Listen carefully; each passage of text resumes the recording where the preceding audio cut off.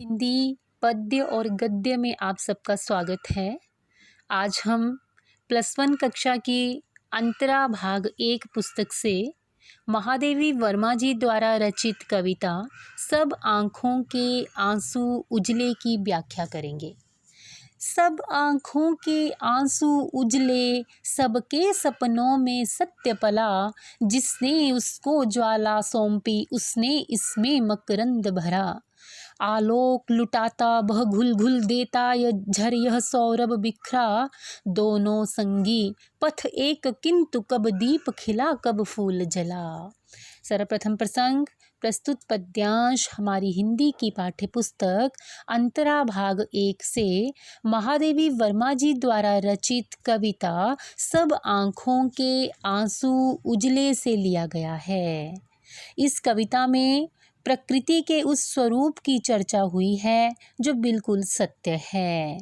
कविता में प्रकृति के इस परिवर्तनशील सच्चाई से जुड़कर मनुष्य अपने सपनों को साकार करने की राहें चुन सकता है।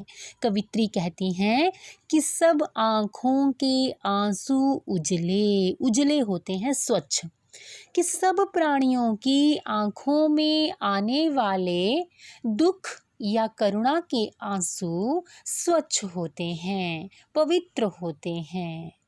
हर व्यक्ति के सबके सपनों में सत्य पला, हर व्यक्ति के सपनों में सच्चाई छिपी होती है। अर्थात हर व्यक्ति जब कुछ बनना चाहता है तो उसके सपनों में सत्य छिपा होता है। जिसने उसको ज्वाला सौंपी, जिसने कि जिस प्रकृति ने मनुष्य को ज्वाला अर्थात आंसू के रूप में अग्नि सौंपी है, उसने इसमें मकरंद भरा। मकरंद होता है फूलों का रस, मधुरता। उसी प्रकृति ने मनुष्य में मकरंद अर्थात फूलों का रस भी भरा है। आलोक लुटाता वह घुल घुल, आलोक लुटाता वह घुल घुल, आलोक मतलब प्रकाश। दीपक स्वयं को जला जला कर सारे संसार को प्रकाशित करता है।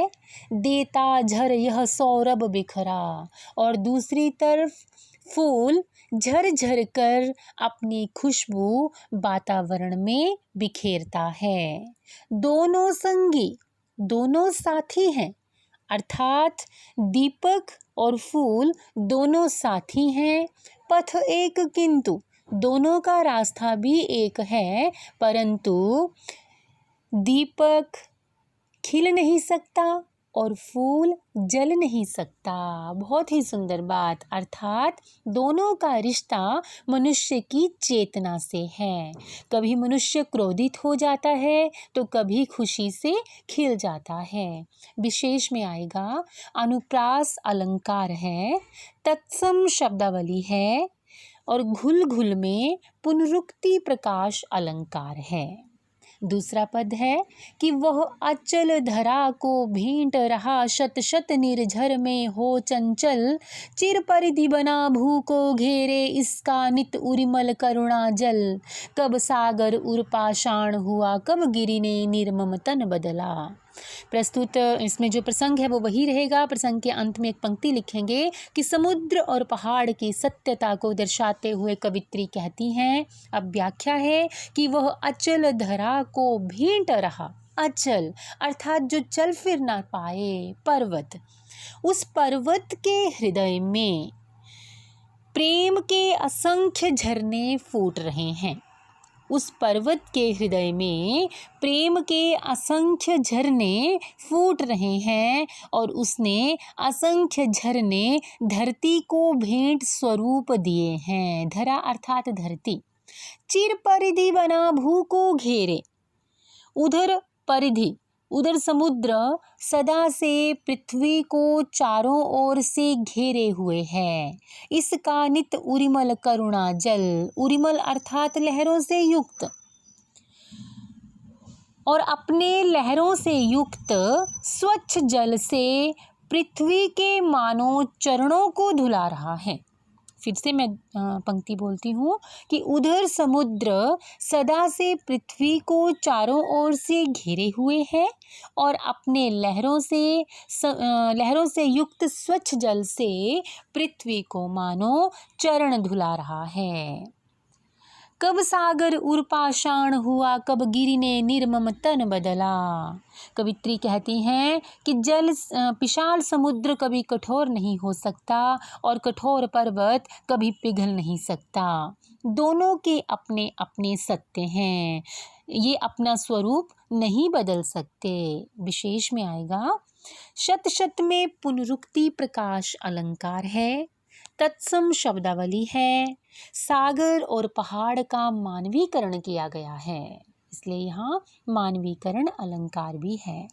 अगला पद, नवतारक सा खंडित पुलकित यह क्षुरधारा को चूम रहा, वह अंगारों का मधुरस पी केशर किरणों सा झूम रहा, अनमोल बना रहने को कब टूटा कंचन हीरक पिघला। कवित्री कहती हैं कि कितनी ही तीखी छुरी से नव तारक सा खंडित पुलकित यह क्षुरधारा को चूम रहा। यहाँ पे हीरे और सोने की बात हो रही है। नव तारक सा खंडित पुलकित, कि कितनी ही तीखी छुरी से हम हीरे को काट दें वो दुखी नहीं होता, बल्कि आकाश से टूटे तारे की तरह नाचता हुआ एक तरफ से दूसरी तरफ को झूमता है। दूसरी तरफ शुद्ध सोने को वह अंगारों का मधुरस पी केशर किरणों सा झूम रहा। दूसरी ओर शुद्ध सोने को गलाने के लिए आग में डालते हैं और वह भी अंगारों का मधुर रस पीकर केसर किरणों की भांति झूमता रहता है। अनमोल बना रहने को कब टूटा कंचन हीरक पिघला। कंचन सोना, स्वयं को अनमोल बनाने के लिए हीरा कंचन की तरह पिघलता नहीं है और कंचन हीरे की तरह टूटता नहीं है, अर्थात दोनों का अपना अपना सत्य है। विशेष में आएगा अनुप्रास अलंकार है और नवतारक सा में उपमा अलंकार है, तत्सम शब्दावली है और अंगारों का मधुर रस पी। यहाँ पे अंगारों का रस जो है वो मधुर कैसे हो सकता है, लेकिन कवित्री ने अंगारों का जो रस है उसको मधुर बोला तो विरोधाभास अलंकार है। अगला पद, नीलम मरकत के संपुट दो जिनमें बनता जीवन मोती, इसमें ढलते सब रंग रूप उसकी आभा स्पंदन होती, जो नभ में विद्युत मेघ बनाव रज में अंकुर हो निकला। इस पद में कवित्री बताती हैं कि नीलम और मरकत अर्थात पन्ना, नीलम और पन्ने की दो पंखुड़ियों के बीच, संपुट अर्थात पंखुड़ियाँ, कि नीलम और पन्ने की दो पंखुड़ियों वाली सीपी के बीच जीवन का मोती पलता है। नीलम और पन्ने की दो पंखुड़ियों वाली सीपी के बीच जीवन का मोती पलता है। जीवन के इस मोती में सैकड़ों रूप ढलते हैं, इसमें ढलते सब रूप रंग उसकी आभा स्पंदन होती, इसी में जीवन की आभा अर्थात चमक दिखाई देती है। जो नभ में विद्युत मेघ बना व रज में अंकुर हो निकला, जो जल कण आकाश में बादल और बिजली बनकर चमकता है, वही धूल में अंकुर बनकर फूटता है। जो जल का कण आकाश में बादल और बिजली बनकर चमकता है, वही धूल या मिट्टी में अंकुर बनकर फूटता है। अर्थात नन्ही सी जल की बूंद कभी मोती बनती है तो कभी नए जीवन की शुरुआत। तत्सम शब्दावली है। अगला पद है, संस्कृति के प्रतिपग में मेरी सांसों का नव अंकन चुन लो, मेरे बनने मिटने में नित अपनी साधों के क्षण गिन लो, जलते खिलते बढ़ते जग में गुलमिल एकाकी प्राण चला, सपने सपने में सत्य ढला।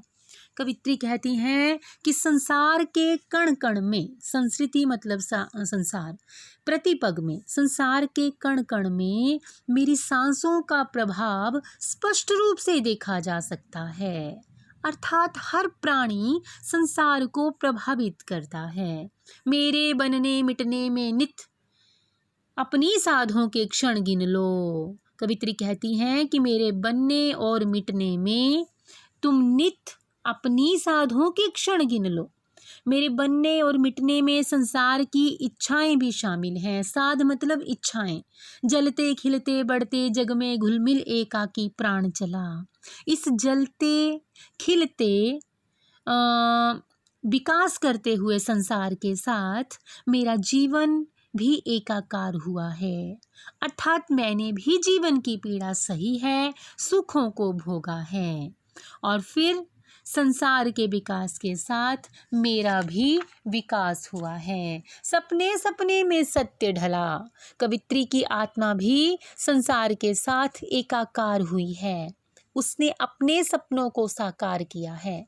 सबके सपनों का महत्व होता है। सबके सपने सत्य होते हैं। हमें सबके सपनों को सम्मान देना चाहिए।